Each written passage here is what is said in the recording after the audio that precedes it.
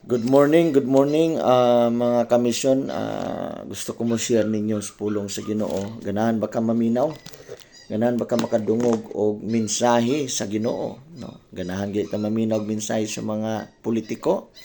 Ganahan magay siguro ka maminaw sa mga pulong sa mga tao nga imong giidolo unsa pa ka ning pulong sa Ginoo. Walang pulong sa Ginoo mga kamisyon. Hinumduman gyud nato ni nga wa ni gipili unsa man ka nga klase nga tao, unsa man ka nga reliyon para ni natong tanan.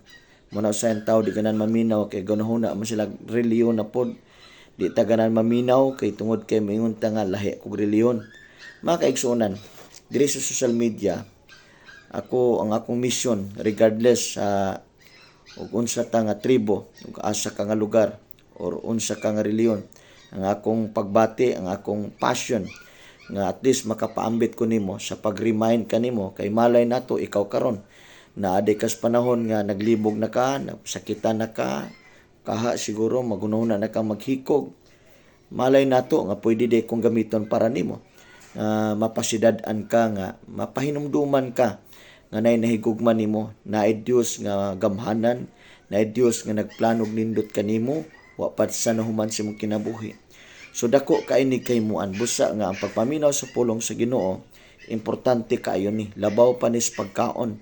Muna akomodasi kanimo taga-inig mubo rang kay nga panahon sa pagmamalandong.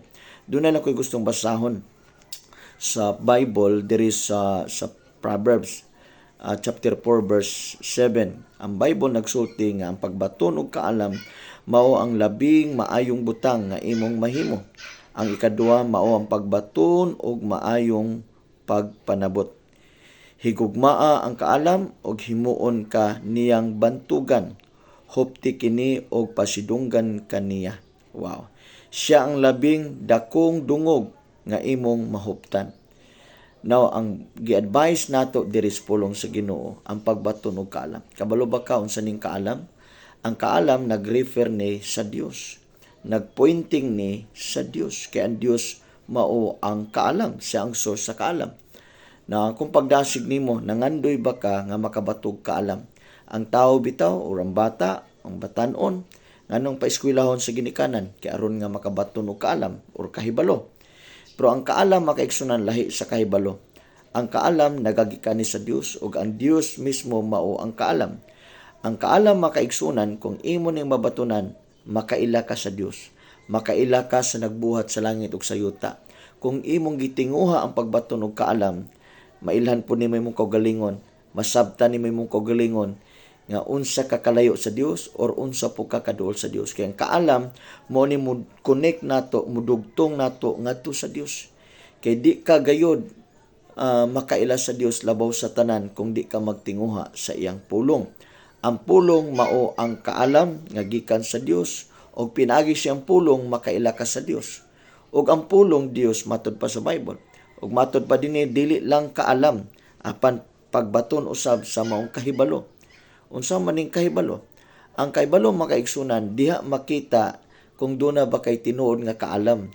Kay ang imong kahibalo imong gitikangan, imong gibuhat, imong giaplikar ang maong kaalam nga gikan sa Dios. So ang tao nga dunay kahibalo, dunay pag-aplikar, dunay pagkinabuhi. Nga labaw sa tanan diha makita ang ebidensya, ang imong fear of the Lord. So kung duna kay fear of the Lord, diha makita ang imong kinabuhi nga diin naglakaw ka sa iyang kabubuton. Kabalo ba ka nga ang kalipay sa Dios sa diyang ikaw mutikang sa pagtuo, mutikang diha sa kahibalo sa Dios, diha sa prinsipyo sa Dios. Busa akomodasig kanimo ayaw sugot nga wa kay kaalam. Unsa ang pagbaton sa kaalam? Mamalandong ka siyang pulong. Unsa niyo pagbaton nga ikaw dunay kahibalo gikan sa kaalam diha sa Dios. Sa diyang makita nga naay Kristo imong kinabuhi. Nagkat-on ka sa pagpasaylo, nagkat-on ka sa pagampo, nagkat-on ka nga musimba, nagkinabuhi kang matarong og manghinatagon, matinabangon og mahimo kang panalangin gikan sa imong panimalay. Higala ko ikaw ni kabuntagon, salamat sa paminaw, paningkamutig tinguha agayod nga magkat-on ka nga mabatunan nimong kaalam sa Dios og ingon man ang kahibalo sa Dios. Sama nga ikaw nag-eskwela kay gusto ka nga maka-obtain kag knowledge, maka-obtain ka og kahibalo busa sa samang paagi.